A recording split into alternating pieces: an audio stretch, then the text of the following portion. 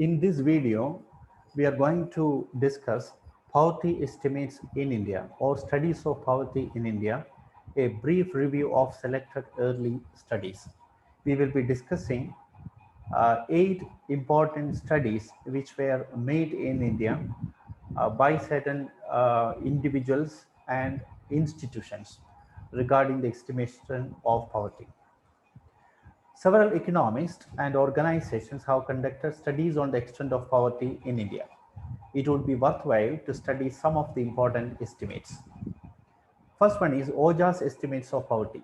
Mr. P.D. Oja estimated the poverty line on the basis of a monthly per capita consumption expenditure of rupees 15 to 18 on the basis of 1960-61 prices in urban areas and of rupees 8 to 11 in rural areas.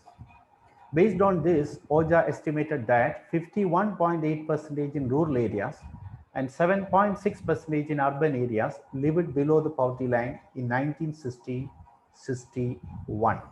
But in 1967-68, according to OJA, rural poverty shot up to 70%. The second important study is by Dhandekar and Jaat. Dhandekar and Jaat's study of poverty. Dhandekar and Jaat suggested rupees 324 per capita per annual for rural population and rupees 486 for urban population. That's also per capita per annual at 1968-69 prices. That means if a person in rural areas gets rupees 324 annually, then he will be declared non-poor. And if a person in rural area gets rupees 486 annually, then also he will be declared non-poor. And those getting less than 324 in urban areas and rupees 386 in urban areas will be declared as poor people. That's the meaning. Based on this, they estimated that in 1968-69, about 40% of the rural population and a little more than 50% of the urban population lived below the poverty line in India. Now, next study is Minhas study of rural poor. B.S. Minhas based the study on rural poverty on NSSO data. We know that National Sample Survey Organization, this organization also collects data on poverty in our country. Many institutions and individuals, they depend on this NSSO data for the estimation of poverty. And B.S. Min has also relied upon this NSSO data for the estimation of poverty. And B.S. Min has considered rupees for 240 per capita annual consumption expenditure as a rural poverty line. So Bin has also actually studied only the rural poverty in this respect. So 240 per capita annual consumption expenditure, that was the cutoff point which he chose. And if a person gets rupees 240 and above, then he would be declared non-poor in rural areas. And if a person gets 240 less, means less than 240 per annual per capita per annual, then he would be declared poor in rural areas. That's the meaning.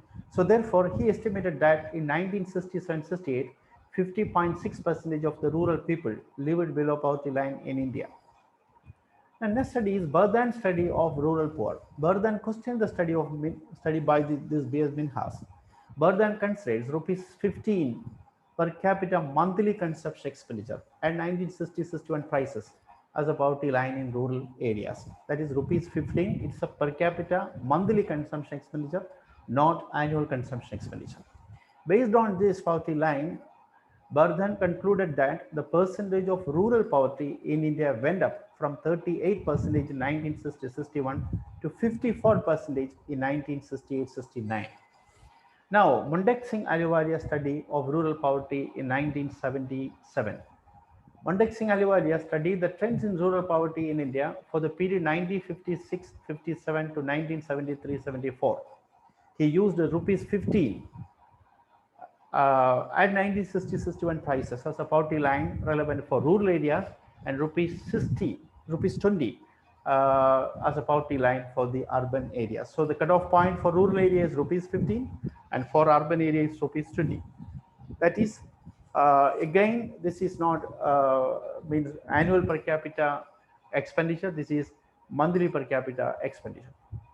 He concluded that in 1960-61, rural poverty went up from 39.4% in 1960-61 to 46.1% in 1973-74. Now, Gaurav Dutt and Martin Ravelin study. These economists, Gaurav Dutt and Martin Ravelin, published an article in 1989. The article was titled Regional Disparities Targeting and Poverty in India. They used rupees 89 as a poverty line cutoff point. They found that in 1983, 43.9% of the population in India was living below the poverty line, and 40% of our people were living in urban areas, means 40% poor people. In urban areas, 40% of the people were poor, and in rural areas, 45% of the people were declared poor on the basis of this Gaurav Dutt and Martin Ravelin study. Now, Minhas Jain's Tendulkar study in 1991. So these three economists also um, delve into this analysis of poverty, and these economists made a study of the incidence of poverty for the period 1970-71 to 1987-88 with the help of the NSSO data. They found that for India as a whole, the population of the poor grew at an annual rate of 0.9% between 1970-71 to 1987-88. Now, the last study is Planning Commission Expert Group study, and Planning Commission Expert Group, headed by Professor D.T. Lagdwala, submitted his report on poverty in July 1983, and they recommended that rupees 49.09 and rupees 56.64 monthly per capita expenditure should be adopted as a poverty line for rural and urban areas respectively. So for rural areas, the cutoff point should be rupees 49.09, and for urban areas, the cutoff point should be rupees 56.64. This study found that poverty in India declined from 54.9% in 1973-74 to 39.3% in 1987-88. For rural areas poverty declined from 56.4% to 39.1%, while in urban areas it declined from 49.2% to 40.1%. In short, Planning Commission Expert Group Committee means they showed that the poverty in India declined during the period between 1973-74 to 4 to 1987-88. It declined from 54.9% to 39.3% for the whole India. But for rural areas, the decline was from 56.4% to 39.1%, and for urban areas, the decline was from 49.2% to 40.1%.